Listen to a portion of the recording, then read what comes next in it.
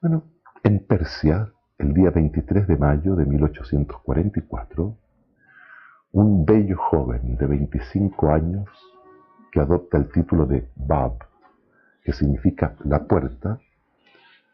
declara que él es este prometido. Y declara que su misión es doble. Por un lado, declararse como el imán, el 12º imán que esperaban los musulmanes, y a su vez anuncia la inminente aparición de una manifestación divina que tendría como por objeto final la unificación mundial y cumplir todas las religiones del pasado. Fue tan impactante el efecto que produce la declaración del Bab que esto se empieza a esparcir por toda Persia, electrificó Persia, lo que trae como una consecuencia natural, una consecuencia inmediata, la terrible y la gran masacre que se produce contra sus fieles seguidores, alcanzando un número de 20.000 personas, desde niños recién nacidos hasta ancianos, que fueron masacrados por aceptar a este joven como este prometido. El propio Bab es 6 años más tarde fusilado en una plaza pública en Tabriz por un pelotón de 750 hombres que dispararon contra él. Todos estos hechos no solamente están registrados dentro de lo que es la escritura Bahá'í, sino que también se encuentra en la literatura escrita por los embajadores de distintos países que había en aquella época en Persia,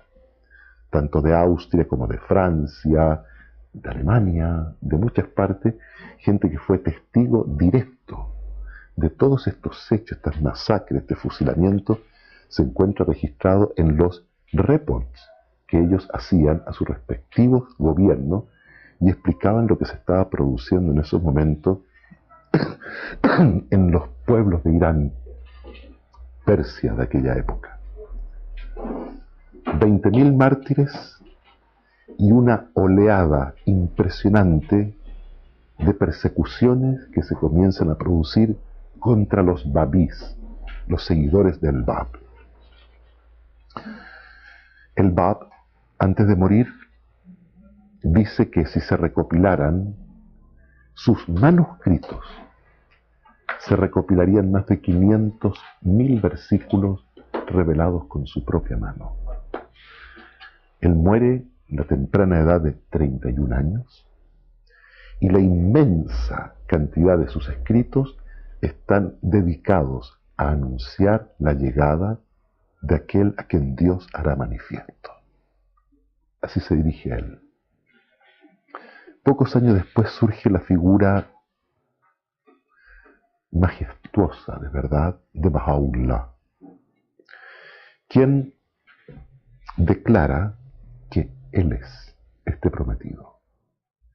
que Él es aquel que había anunciado el Bab, que Él es el retorno de Jesucristo, Él es el prometido de todas las grandes religiones del pasado y que con su nombre se habían adornado los libros sagrados de todas las religiones del pasado. Esta fantástica declaración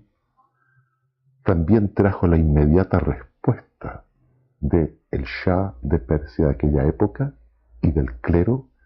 que continúan con la persecución y el martirio de los ahora llamados Bahá'ís. Baha'u'lláh es puesto en prisión y como prisionero, junto con su familia, transcurrió 40 años de su vida como un exiliado por las distintas cárceles de Oriente, pasando por Adrianópolis, Constantinopla, Bagdad, en fin, otras más, y es conducido finalmente a una colonia penal turca en Acá, Palestina, donde finalmente muere el 29 de mayo de 1892. En estos 40 y tantos años que Baha'u'lláh transcurre como un prisionero, por primera vez en la historia religiosa de la humanidad, es el propio profeta, es el propio autor de la religión, es la propia manifestación divina quien con su propia mano escribe toda su enseñanza, alcanzando a la cifra increíble de más de 100 volúmenes y miles de tablillas en las cuales Baha'u'lláh revela las bases de un nuevo orden mundial y establece los principios que deberán dirigir a toda una sociedad de carácter universal que eventualmente se establecería sobre el planeta, dando origen a una nueva cultura, dando origen a una nueva civilización, en el fondo lo que él llama una nueva raza de hombres. Baha'u'lláh enseña fundamentalmente el hecho de que todas las grandes religiones son divinas en su origen, que Dios es absoluto y que la religión es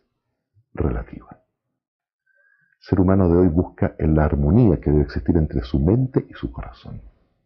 Tiene que haber un equilibrio, que la verdad de hoy tiene que estar sustentada no solamente por el plano espiritual y emocional, sino que también tiene que tener una sólida base intelectual. Una de las razones fundamentales por las cuales hoy las grandes religiones históricas que persisten en el mundo se debe a que es absolutamente inconsistente en el día de hoy el discurso teológico versus el conocimiento científico que hoy tenemos. Baha'u'lláh subraya que una religión que hoy en día no sea capaz de soportar el análisis crítico de la ciencia, esta religión debe ser inmediatamente abandonada, porque de lo contrario se convertiría en una superstición. El propósito fundamental de la religión no es otro que crear lazos de unidad entre los seres humanos. La religión, su propósito íntimo es el desarrollo espiritual, el desarrollo de las virtudes y de los talentos de cada ser humano. Cuando la religión se convierte en un instrumento de división, en un instrumento que realmente obstaculiza el desarrollo intelectual del hombre, entonces lo que ocurre es que esa religión ha perdido absolutamente el espíritu que un día la animó. Si la religión fuera causa de desunión entre los seres humanos, Baha'u'lláh afirma que el acto más religioso que podría desarrollar el hombre entonces sería no tener ninguna religión. Porque el propósito de la religión es unir, no crear facciones, no crear sectarismos, no crear un mundo basado en un dogmatismo incomprensible, porque ya esa época ha quedado definitivamente relegada al limbo de la historia. El ser humano de hoy necesita de unirse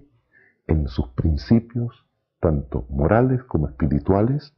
como también tener unidad en el pensamiento y en el logro de metas comunes que van orientadas desde el punto de vista espiritual. Por esta razón, cuando Baha'u'lláh habla de unidad mundial, igualdad del hombre y la mujer, armonía de ciencia y religión, la libre búsqueda de la verdad, la adopción de un idioma auxiliar mundial, luchar contra los extremos de riqueza y pobreza, que la base de todas las religiones es uno y el mismo, la educación universal obligatoria para establecer una justicia universal, para traer la paz del mundo. Hoy en día cualquier persona diría, pero eso es lógico, eso es ideal. Pero si nos trasladamos históricamente hace 156 años atrás, en aquella época la gente ni soñaba con estas cosas, no las podía imaginar. Hoy en día forman parte de nuestro propio patrimonio cultural, al menos tener estas ideas.